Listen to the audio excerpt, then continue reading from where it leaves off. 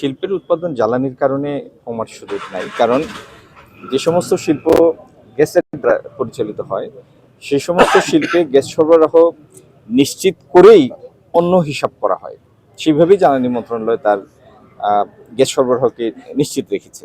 বৈশ্বিক পরিস্থিতির কারণে বিভিন্ন জায়গায় কনজামশন কমেছে, যে কারণে রপ্তানি কমেছে। এবং এই যে বিশেষত আমরা যা রপ্তানি করি তৈরি পোশাক, শিয়া বাটার ও ভিটামিন সমৃদ্ধ লিলি বিউটি সোপ, তারুণ্যময় উজ্জ্বল ত্বকের জন্য।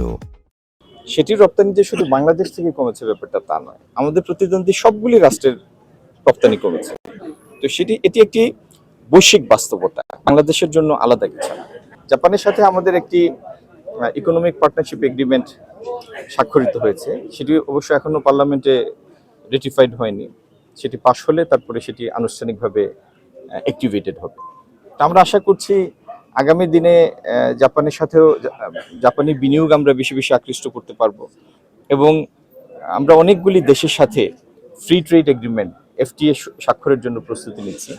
এগুলি সম্পন্ন হলে এলডিসি গ্র্যাজুয়েশনের পরেও বিভিন্ন দেশে আমরা প্রেফার্ড ট্রিটমেন্ট পাবো। আমাদের পণ্যের প্রবেশাধিকারের ক্ষেত্রে আমরা একটা প্রেফার্ড ট্রিটমেন্ট পাবো।